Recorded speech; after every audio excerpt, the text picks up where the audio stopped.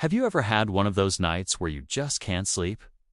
Where every creak of the floorboards, every shadow in the corner of your eye sends a shiver down your spine? Now, imagine that feeling isn't just in your head. Imagine that something is genuinely, terrifyingly wrong. In 2017, the world was introduced to the chilling story of Rini's family, who discovered their deceased mother was part of a satanic cult, leaving them haunted and on the run. Now, 5 years later, we find them in a new home, a towering, dilapidated apartment block in North Jakarta. They thought they had escaped the darkness, but they've just moved into its very heart. Today, we're descending into the terrifying sequel that has been called one of the scariest films ever made. We're diving into the claustrophobic corridors and shadowy secrets of Satan's Slaves 2. Communion. The year is 1984. Heavy rain lashes against the windows of a sprawling, multi-story government-subsidized apartment building, a concrete monolith known as a Rusunawa. This is where we find our family, the survivors of the first film, Rini. Her younger brothers Tony and Bondi, and their father, simply known as Father. They've traded their isolated country house for what they hoped would be the safety of the masses. In a place this crowded, they reasoned, evil couldn't possibly single them out. The bustling noise of hundreds of families, the constant presence of neighbors, it was meant to be a fortress of normalcy. But as the storm outside rages, it mirrors a far more sinister storm brewing within the building's walls. Their new home is a maze of identical doors, echoing hallways, and shared fears. The sense of community they craved is slowly being replaced by a suffocating, collective dread. Inside their small apartment, the atmosphere is heavy. Father is struggling, working odd jobs, and trying to keep his family together. But the trauma of their past hangs over them like a shroud. Rini, now a young woman, has taken on the role of a surrogate mother, her youth stolen by a responsibility she never asked for. Tony is a typical teenager, trying to find his place in this new, strange environment, while Bondi, the youngest, is withdrawn, his childhood innocence shattered by things no child should ever see. And then there's Ian, their mute little brother, who is approaching a dreaded birthday, the day he was promised to the satanic cult their mother once served. The family lives with this ticking clock, a constant reminder that their peace is temporary. They are not just a family. They are survivors, bound by a shared terror that has followed them from the countryside to the city. The apartment building itself seems to be a character in this story. It's old, poorly maintained, and filled with a sense of decay. The elevators are unreliable, the lights flicker, and strange noises echo through the vents.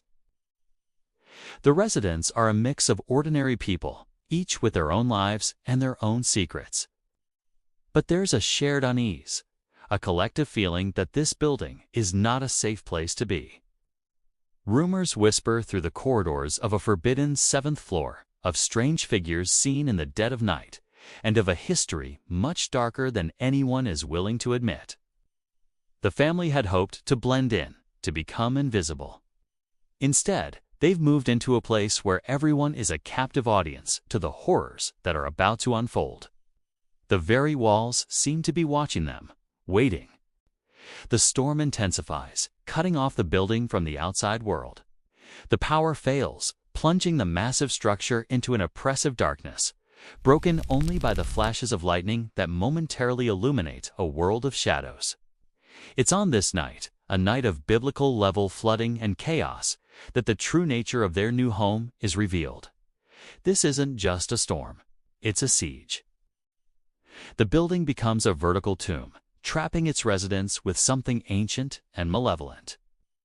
The family's hope for safety in numbers shatters. In the dark, surrounded by hundreds of people, they are more alone than ever.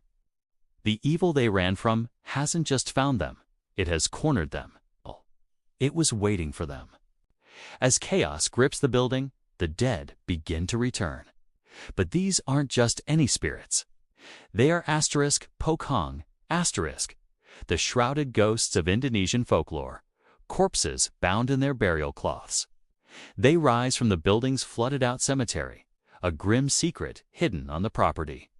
These figures, hopping and shuffling through the dark hallways, are a terrifying sight. They are the former residents, now instruments of a greater evil. One by one, they appear in apartments, on stairwells, and most terrifyingly, in the malfunctioning elevator. The residents, trapped and terrified, are picked off. Their screams are swallowed by the storm and the sheer size of the building. The promise of community becomes a curse as the dead of their neighbors become their tormentors. Rini, Tony, and Bondi are separated in the confusion. Rini finds herself with Tari, a new friend from the building, desperately trying to find a way to communicate with the outside world. Tony is trapped with his own group, facing the horror head-on in the claustrophobic stairwells. And Bondi, along with their father, is caught in their apartment where the spirits are breaking through. It becomes a frantic, desperate fight for survival. The family's greatest fear has been realized. The cult has come to collect. They are not just targeting Ian. They are here to fulfill a prophecy, and the entire building is their sacrificial altar. The entity they are serving is ancient, powerful, and its influence permeates every inch of the concrete structure. Through cryptic clues found in old magazines and whispered warnings from a mysterious religious broadcaster on the radio, Rini and Tony begin to piece together the horrifying truth. This apartment building was constructed for a specific purpose. It wasn't just a housing project. It was a machine designed to facilitate a ritual. The satanic cult, far larger and more influential than they ever imagined, has been operating for decades, and this building is their temple. The residents were not chosen at random. They were all brought here to be part of a massive, horrifying ceremony, the communion. This ritual, which takes place during a once-in-a-generation storm, is meant to open a gateway, allowing their dark master to enter the world. And tonight is the night. The climax is a relentless, terrifying assault. The family, reunited in a desperate last stand, must navigate the labyrinthine, ghost-infested building to save Ian and themselves. They are pursued by the Po Chong, by the malevolent entity that commands them, and by the living members of the cult who have been hiding in plain sight among the residents. The fight leads them to the building's forbidden floors and its deepest secrets, culminating in a confrontation in the very heart of the ritual. They discover that the cult's leaders are people they trusted, neighbors they spoke to every day. The betrayal is as horrifying as the supernatural entities themselves. The entire community they had sought for protection was, in fact, the trap. In a final, heart-stopping sequence, the family must perform a counter-ritual, using the little information they have to try and close the gate. It's a race against time as the entity's presence grows stronger, twisting the fabric of reality within the building. Sacrifices must be made, and a devastating choice falls upon the family, one that will change them forever. The film doesn't offer a clean, happy ending. They may have survived the night, but the fight is far from over.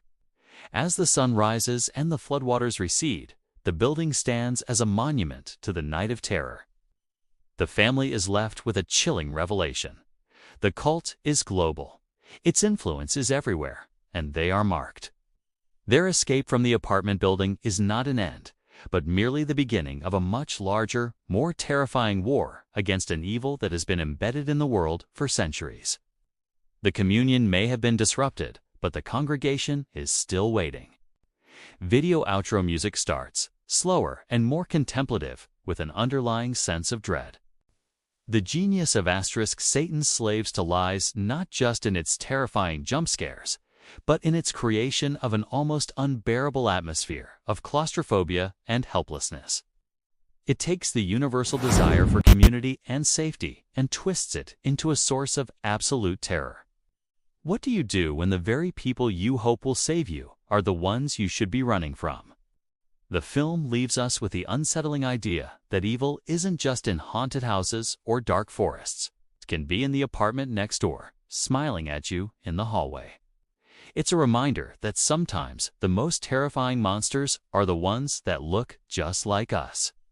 Thank you for joining us on this descent into a modern horror masterpiece. Until next time, try to get some sleep.